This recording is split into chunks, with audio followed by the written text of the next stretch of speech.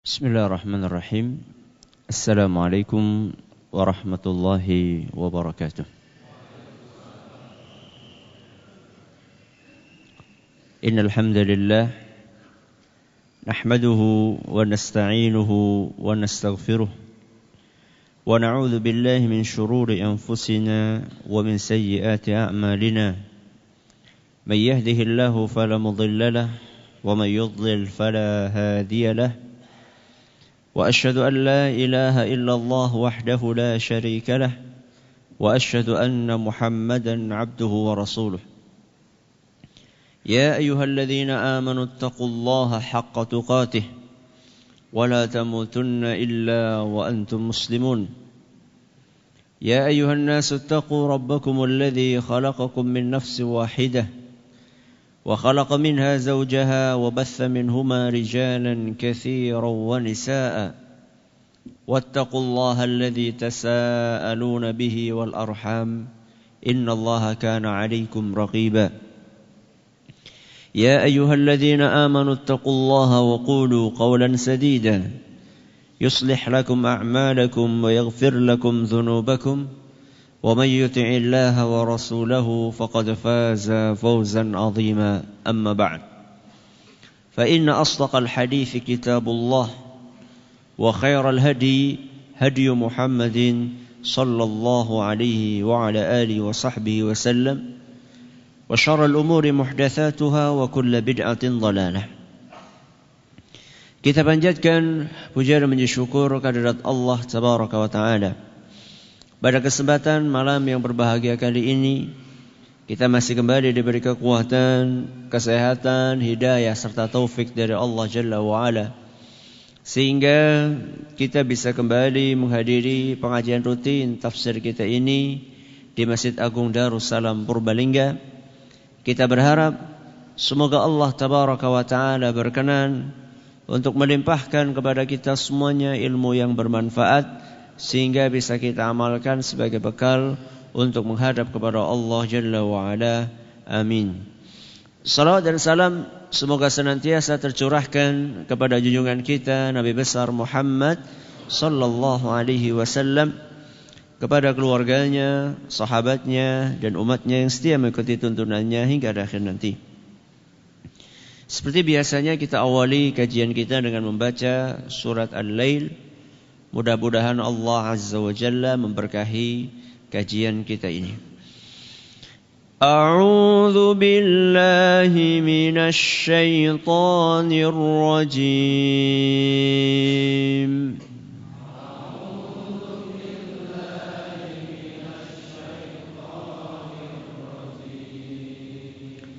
Bismillahirrahmanirrahim.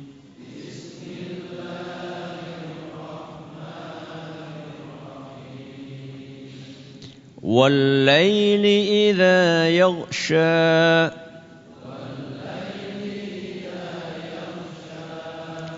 وَالنَّهَارِ إِذَا تَجَلَّى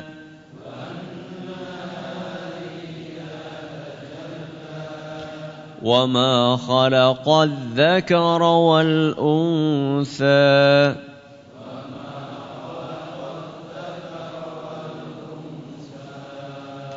إِنَّ سَعْيَكُمْ لَشَتَّى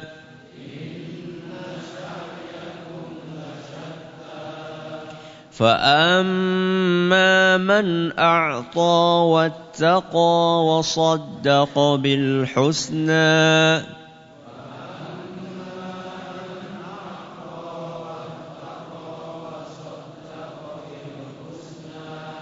فَسَنُيَسِّرُهُ لِلْيُسْرَى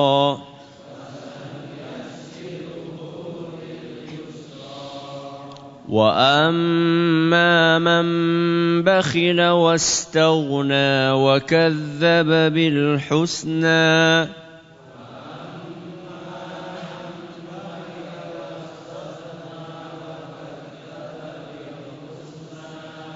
فَسَنُيَسِّرُهُ لِلْعُسْرَى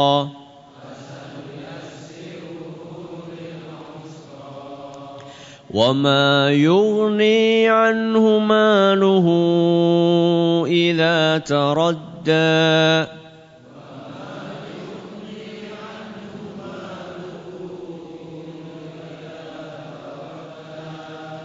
إن علينا للهدى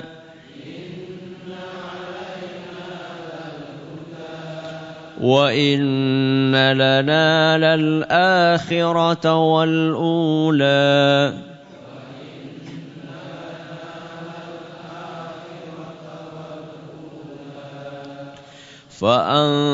فأنذرتكم نارا تلظى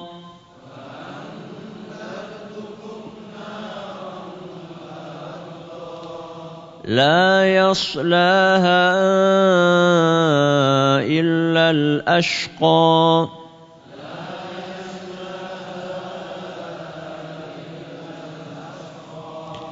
الذي كذب وتولى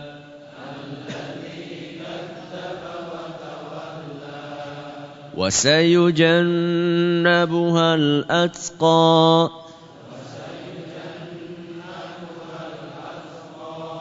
الذي يؤتي ماله يتزكى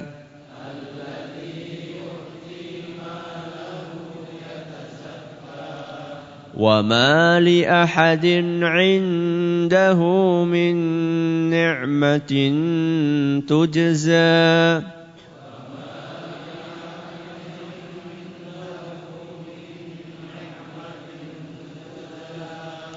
إلا ابتغاء وجه ربه الأعلى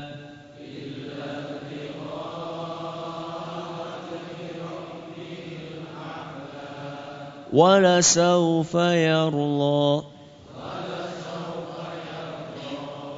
Para hadirin dan hadirat sekalian yang kami hormati dan juga segenap pendengar Radio Insani 102,2 FM di Purbalingga, Purwokerto, Banjarnegara, Cilacap, Wonosobo, Kebumen dan sekitarnya. Para pendengar Radio Roja di Jakarta, di Bandung, di Lampung, di Berau, dimanapun Anda berada, Radio Bas FM, Nusro Tigo dan sekitarnya, radio kita di Cirebon dan sekitarnya, Radio Al-Hikmah di Banyuwangi dan sekitarnya. Dan juga para pemirsa Roja TV serta Yufi TV yang semoga senantiasa dirahmati oleh Allah Azza wa Jalla. Ayat terakhir yang kita bahas ayat keberapa? Ayat yang ke-10. Dan saat itu kita telah menyelesaikan pembahasan tentang golongan yang kedua, yaitu golongan yang mendapatkan kesulitan. Fasanuyassiruhu lil usra, kesulitan dan kesengsaraan di dunia serta di akhirat. Mereka adalah orang-orang yang terjangkiti 3 sifat jelek, yaitu yang pertama wa ammam bakhila. Apa bakhila? Pelit. Bakhila wastaghna. Apa istaghna? Merasa tidak butuh kepada Allah. Kemudian yang ketiga wa kadzdzaba bil husna, tidak percaya dengan balasan Allah, pahala Allah, tidak percaya dengan surga, tidak percaya dengan la ilaha illallah. Hari ini kita akan berpindah ke ayat selanjutnya, yaitu ayat yang ke-11. Ayat yang ke-11 ini masih ada hubungannya dengan sifat pelit yang dimiliki oleh golongan yang kedua. Orang pelit itu biasanya pengen hartanya banyak apa sedikit? Banyak. Alasan orang pelit itu kalau dia sedekahkan nanti hartanya akan berkurang. Makanya dia pelit. Dia pelit supaya hartanya banyak. Terus kalau hartanya banyak, dia bisa manfaatkan harta itu seperti apa yang dia inginkan.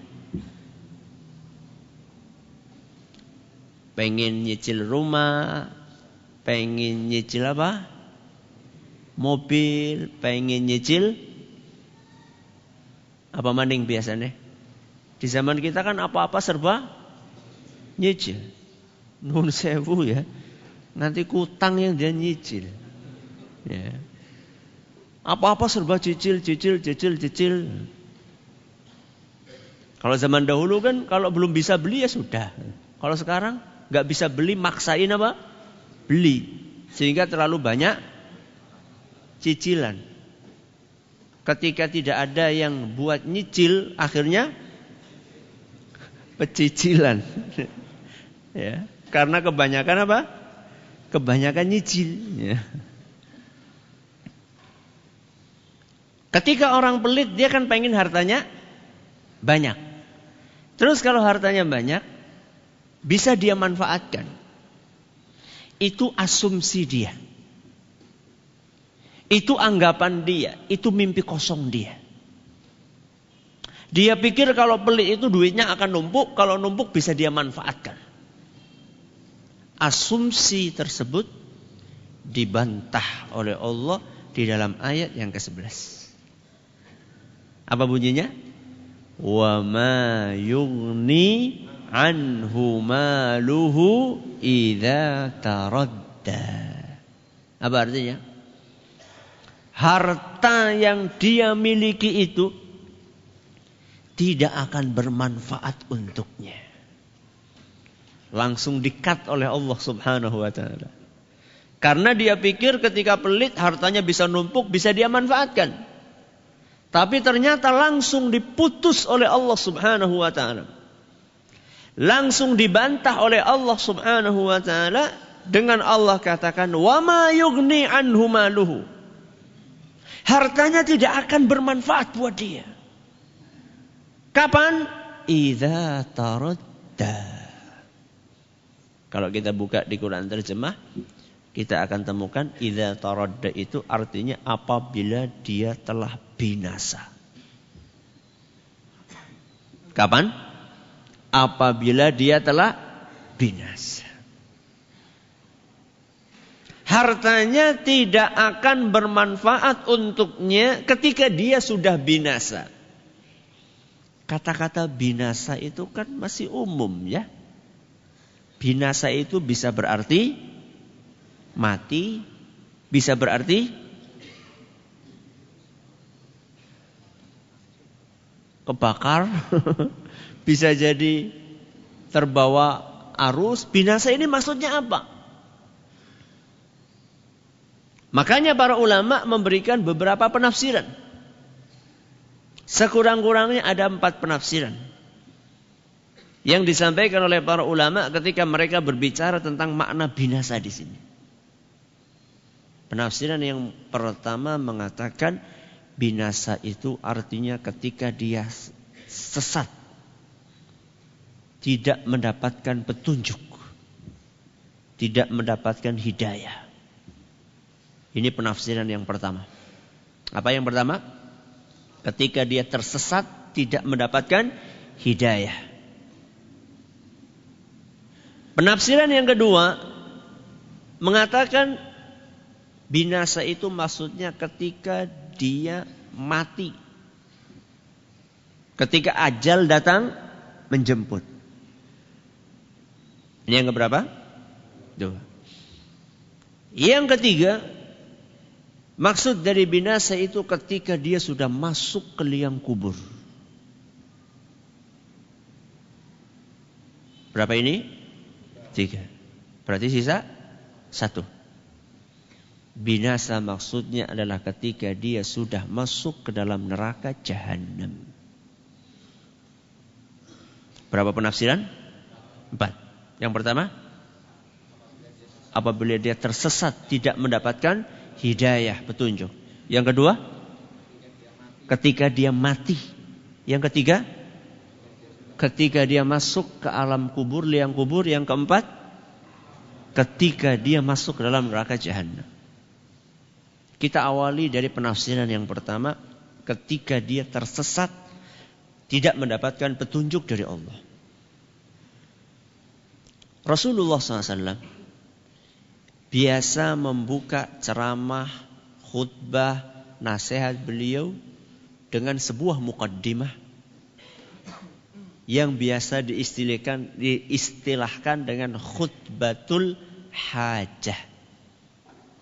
Khutbatul hajah itu muqaddimah yang awalnya tadi saya baca. Apa itu? Innal hamda lillah. Terus apa? Nahmaduhu wa nasta'inuhu wa nastaghfiruh. Terus wa na'udzu billahi min syururi anfusina wa min sayyiati a'malina. Yang ingin saya garis bawahi sekarang apa? May yahdihillahu fala mudhillalah wa may yudlil fala hadiyalah. Apa artinya?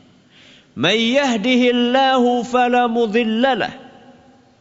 Siapapun yang diberi hidayah oleh Allah, tidak akan ada orang yang bisa menyesatkan dia.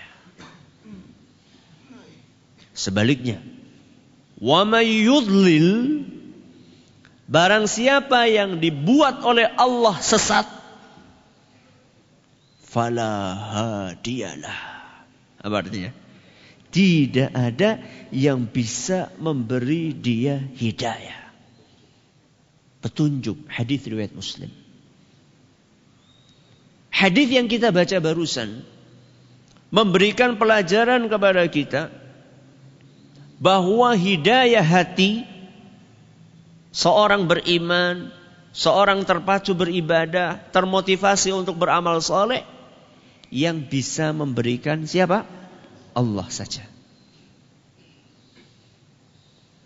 Dan Allah membagi-bagi hidayah kepada para hambanya bukan diukur dari sebanyak apa kekayaan yang dia miliki.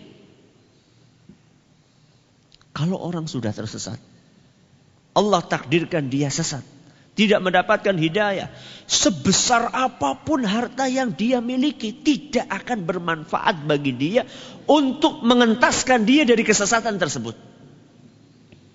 Wa ma yughni anhu maluhu idza taradda. Harta dia tidak akan bermanfaat untuknya ketika dia binasa jatuh dalam kesesatan. Jadi hidayah itu tidak ngelihat wong sugih mesti apa? Oleh hidayah, wong kere mesti ora oleh hidayah. Ada orang yang kaya dapat hidayah, ada orang miskin dapat hidayah. Bukan jaminan kalau kaya itu mesti dapat hidayah, bukan. Kalau ukuran hidayah diukur dengan kekayaan seseorang, antara Qarun sama Nabi Musa, kalau hidayah diukur dengan kekayaan, seharusnya yang dapat hidayah siapa? Qarun. Kenapa? Sugih pol. Kan sering saya sampaikan, Allah bercerita tentang kekayaannya Qarun. Apa? Dia punya apa? Gudang-gudang, tempat nyimpen harta. Setiap gudangnya dikunci. Saking banyaknya kunci-kunci gudang tersebut, kalau dibawa oleh 10 laki-laki perkasa gak kuat. Suruh bawa apanya? Kunci netok. Udu apa nek? Bukan isinya, bukan. Coba panjenengan bisa bayangkan kayak ngapa jajan? Wong 10 nggawa kunci ora kuat. Berarti kunci ini pira? Anda bisa bayangkan. Sama Nabi Musa. Walah Nabi Musa. Kalau dari sisi kekayaan tidak ada apa-apanya dibandingkan Qarun. Tapi siapa yang dapat hidayah? Nabi Musa. Wa ma yughni anhu maluhu idza taradda.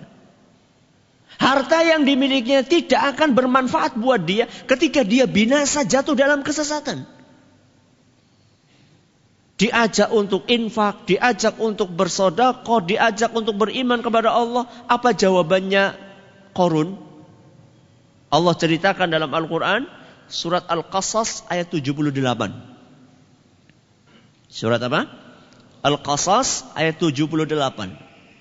Allah ceritakan apa yang dikatakan oleh Qarun. Qarun menjawab, innama utituhu ala ilmin indi. Aku ini dapat harta ini karena ilmuku. Aku pinter mulane duitnya akeh. Aku pinter makanya duit saya banyak. Maaf ya, perkataan Qarun ini agak mirip dengan perkataan sebagian orang. Bisnisnya Masya Allah maju teman. Ya iyalah, SE kok. Nunsewu ya, mandan mirip mandan. Saya tidak mengatakan jenengan itu Qarun, enggak. Cuman mandan mirip. Qarun itu tidak mengakui bahwa yang dia dapatkan itu dari siapa? Allah. Karena kan motivasinya supaya orang berinfak, di antara motivasinya adalah saya dapat harta ini dikasih sama Allah. Allah nyuruh saya untuk ngeluarin. Itu kan motivasinya. Salah satu motivasi kita berinfak karena kita yakin bahwa harta yang kita dapatkan dari Allah. Nah, Qarun ini gak mau nerima. Kata dia, innama utituhu ala ilmin indi. Aku dapat harta ini karena ilmuku. Karena aku cerdas. Karena aku bisnis man. Karena aku pinter nyari duit. Karena aku gemi. Karena aku rajin nabung. Karena aku adalah anaknya konglomerat. Karena dulu bapakku tuan tuan takur apa tuan tanah? Tuan tanah di mana-mana. Karena aku tamatan dari Universitas Anu yang terkenal ahli ekonominya. Ini kalau orang sudah tersesat, sebanyak apapun harta yang dimilikinya tidak akan bermanfaat untuk memberikan hidayah. Ini penafsiran yang pertama. Penafsiran yang kedua, apa tadi? Mati. Maksud dari binasa di sini apa? Mati. Orang-orang yang kerjaannya nimbun harta, kalau malakul maut sudah datang. Apa malakul maut? Malaikat pencabut nyawa. Itu bahasa Arabnya malakul maut. Orang-orang yang suka nimbun harta, kalau malakul maut sudah datang, apa yang bisa dia manfaatkan dari hartanya? Dulu dia kumpulkan, dia simpen, dia timbun. Ketika malaikat pencabut nyawa datang, dia pikir dengan harta itu dia bisa beli apa? Nyawa. Tambahilah semenit, tak bayar pira? 50 juta. Apakah Anda pikir bisa seperti itu? Anda pikir dengan harta yang Anda miliki, Anda bisa menyediakan alat-alat tercanggih. Khusus untuk jantung ada. Khusus untuk nadi ada. Khusus untuk mengukur, apa namanya itu? Tekanan darah ada. Khusus untuk ini ada. Kabel semuanya itu penuh di tubuhnya.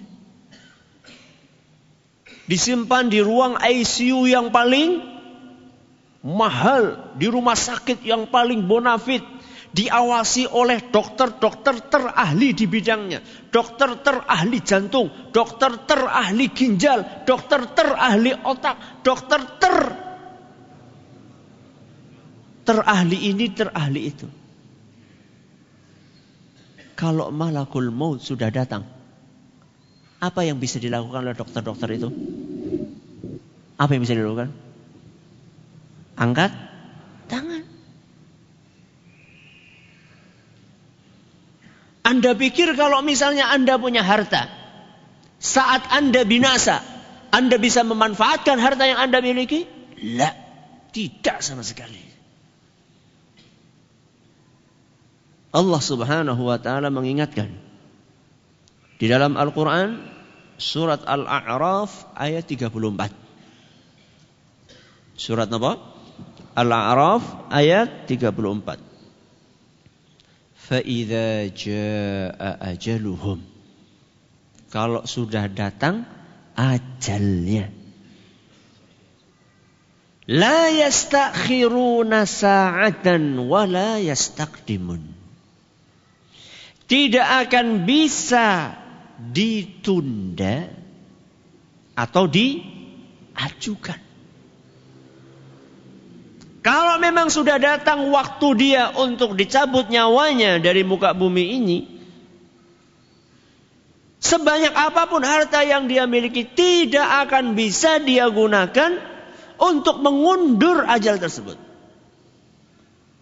atau mengajukan. Dia pikir kalau sudah disuntik mati karena sudah tidak tahan dengan apa? Dengan sakit yang dia alami, lawislah nyongtek mati bae. Ngenetek bayari, saya bayar suntikan yang paling manjur untuk mati. Sudah pede disuntik maktus, dia pikir baru gue langsung kelepek mati gitu. Ternyata kelepek tangi-tangi si urip. Kenapa? Salah masuk jarumnya. Bukan masuk ke urat nadi yang seharusnya dimasuki, malah masuknya ke daging, malah tambah kesakitan. Gak bisa dengan harta yang Anda miliki. Tidak akan bisa Anda diselamatkan dari yang namanya kematian.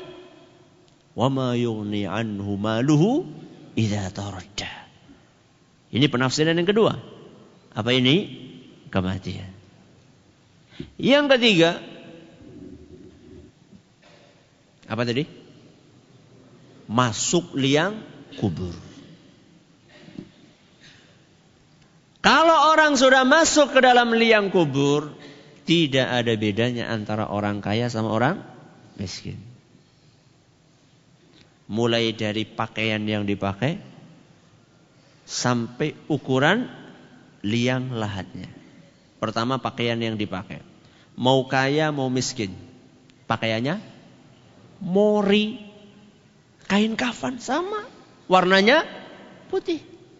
Apa terus karena jenengan itu orang kaya, kemudian punya pemahaman Islam Nusantara, terus jadi kain kafannya batik kayak gue? Ya, Islam Nusantara. Ya pakai batik loh. Apakah seperti itu? Ngane-nganehi mas. Ya, Islam cuma satu. Islam yang dibawa oleh siapa? Rasulullah SAW.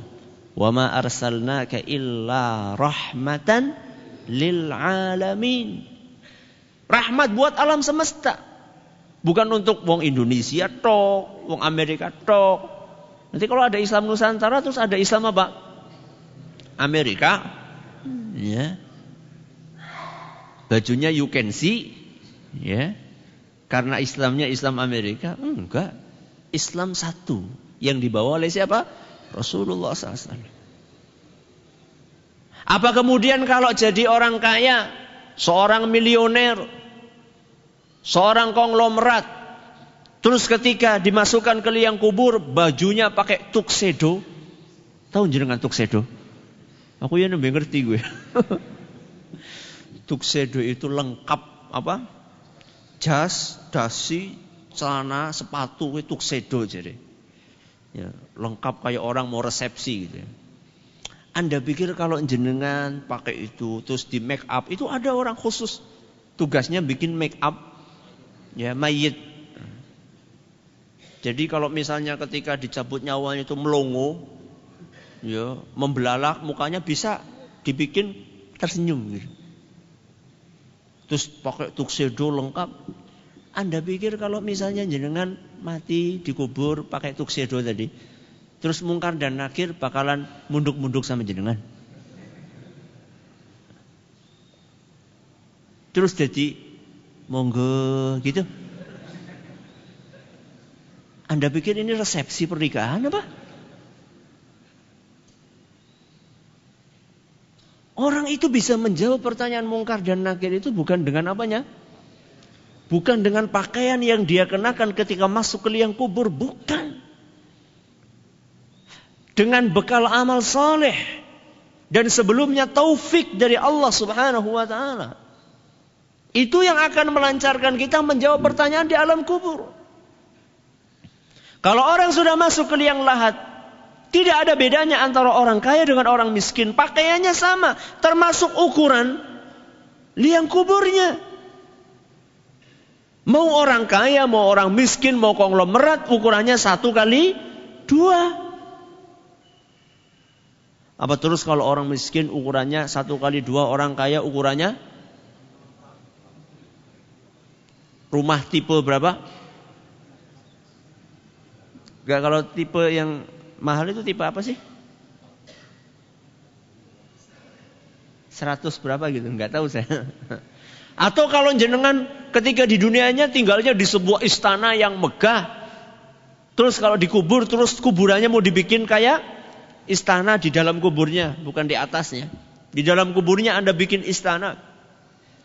Atau kalau Anda punya hotel sekian puluh lantai, lengkap dengan liftnya, terus dengan mau bikin kuburan pakai lift. Enggak. Wa ma yughni anhu maluhu idza taradda. Tidak akan bermanfaat untuknya harta yang dia tumpuk apabila dia telah binasa. Penafsiran yang ketiga, binasa masuk ke liang kubur. Penafsiran yang keempat, ketika dijebloskan ke dalam neraka jahanam. Dan ini adalah level kebinasaan yang paling tinggi, yang paling mengerikan, yang paling berat. Dan Allah subhanahu wa ta'ala di dalam Al-Quran memberikan sebuah gambaran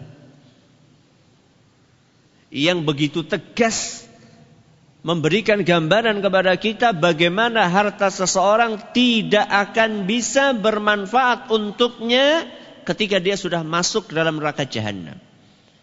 Yaitu di dalam firman-Nya surat Ali Imran ayat 91. Surat Ali Imran ayat 91.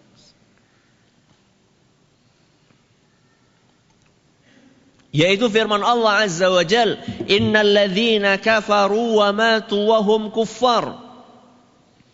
Orang-orang kafir yang meninggal, mati wafat dalam keadaan kafir. Alias orang kafir yang sampai wafatnya, sampai meninggalnya dia belum sempat masuk Islam, belum sempat tobat. Innal ladzina kafaru wa matu wa hum kuffar. Orang-orang yang mati dalam keadaan kafir, falan yuqbala min ahadihim mil'ul ardi dhahaban walau iftada bih. Seandainya dia punya emas sebesar bumi. Apa? Emas sebesar bumi. Pirang gram? Berapa gram? Emas sebesar bumi. Wah, gak kebayang. Wis, gini aja. Coba angkat tangan yang punya emas 1 kilo. Saya pikir juga masih jarang. Rata-rata kita ngitungnya pakai apa? Gram. Ya. Emas 1 kilo, emas 1 kilo. Ini bukan 1 kilo, 1 bumi. Bumi isinya emas. Untuk apa? Untuk menebus nasib dia pada hari kiamat. Apa kata Allah? Falan yuqbal. Tidak akan diterima. Punya emas sebumi mungkin enggak? Orang paling kaya sedunia saat ini punya emas sebumi? Enggak. Separuh beora, seperapat beora, 1/8 juga enggak. Berarti sesuatu yang mustahil. Seandainya sesuatu yang mustahil ini terjadi, kemudian digunakan untuk menebus siksaan yang akan Allah berikan dan timpakan kepada dia, tidak akan diterima sama Allah Subhanahu wa ta'ala. Wa ma yughni anhu maluhu idza taradda.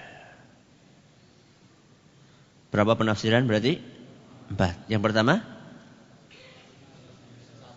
sesat, tidak dapat hidayah. Yang kedua, ketika mati. Yang ketiga, masuk liang kubur. Yang keempat, masuk neraka jahanam. Harta tidak akan bermanfaat sama sekali ketika seseorang mengalami 4 hal ini. Pertanyaannya, apakah lebih baik kita jadi orang miskin, Ustaz? Iya apa tidak? Iya apa tidak? Tidak apa iya? Loh Ustaz, hartanya gak bermanfaat Ustaz.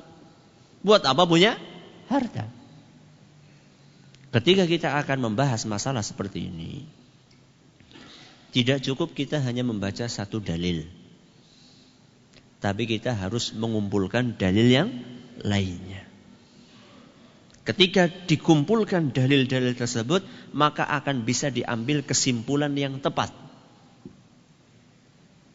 Karena Islam itu dibangun di atas dalil Al-Quran maupun sunnah Rasul SAW dan juga ijma' para ulama. Dan juga qiyas ketika tidak ada dalil. Orang itu tidak akan bermanfaat hartanya untuk dia kalau dia itu pelit. Makanya kan saya katakan tadi, ayat yang ke-11 ini ada hubungannya dengan wa ammamam bakhila, dan orang yang bakhil. Lah kalau misalnya ada orang yang tidak bakhil Ustadz, akan tetapi dia loman. Loman itu apa? Dermawan Ustadz. Kira-kira bermanfaat gak hartanya? Insya Allah akan bermanfaat.